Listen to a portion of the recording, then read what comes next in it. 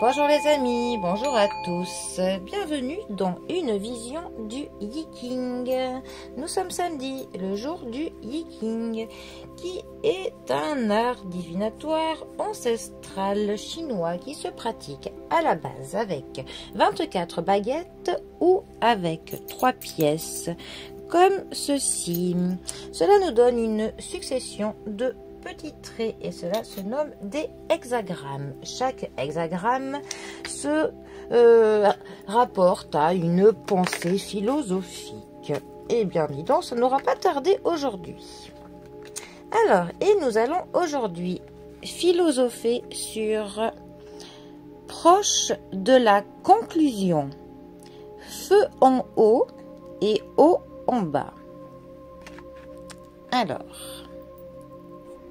c'est en effet très proche de la conclusion parce que c'est la 64e et dernière carte du livre des transformations. Le livre des transformations, c'est le livre justement de cette sagesse, de cette divination. Alors, proche de la conclusion, feu en haut et eau en bas. La situation est incomplète, mais le chaos du passé fait place à l'ordre et l'objectif est en vue. Néanmoins, vous continuez d'avancer en terrain glissant.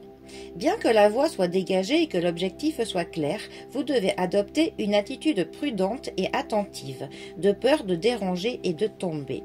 Proche de la conclusion est le dernier hexagramme du Yiking. Il suggère que la roue de la vie, par son mouvement perpétuel, n'atteint jamais de conclusion finale.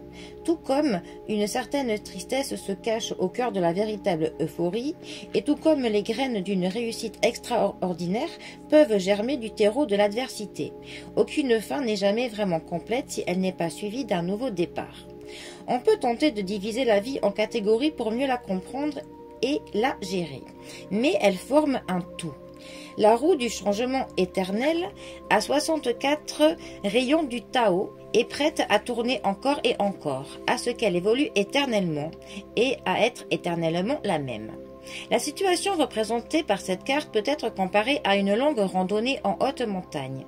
À un moment donné, avant d'atteindre le sommet, vous pourrez voir la distance exacte qu'il vous reste à parcourir. Vous avez une idée précise du temps qu'il vous reste avant d'atteindre le sommet grâce à l'expérience de l'escalade que vous avez accumulée jusque-là.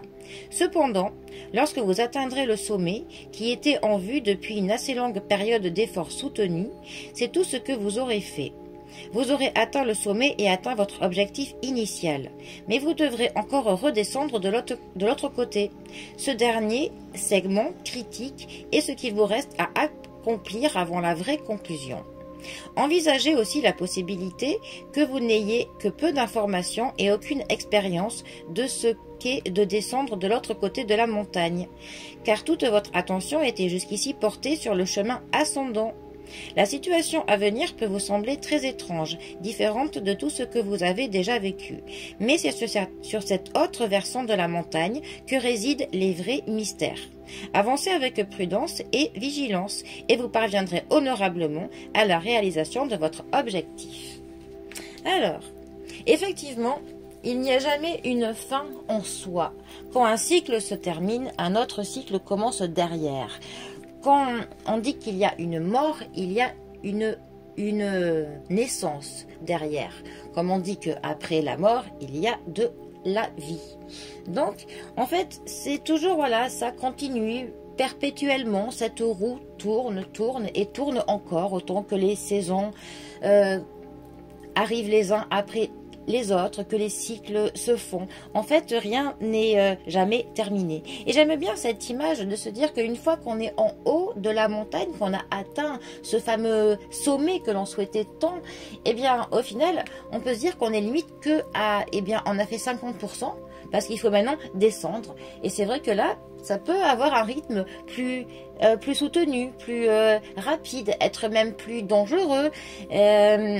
Et on ne sait pas où on va, parce qu'effectivement, c'est vrai qu'on avait tellement un objectif en tête, celui d'être en haut, que bien finalement, on n'a pas vraiment pensé à comment va être bien la route pour repartir en bas.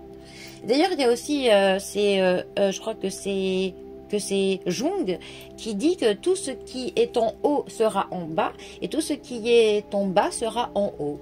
J'aime bien cette image. Bon, eh bien, les amis, je vous laisse réfléchir à cela. Je vous souhaite un très bon samedi, profitez bien du week-end et moi je vous dis à bientôt pour un prochain tirage. Allez les amis, à bientôt, bisous à tous.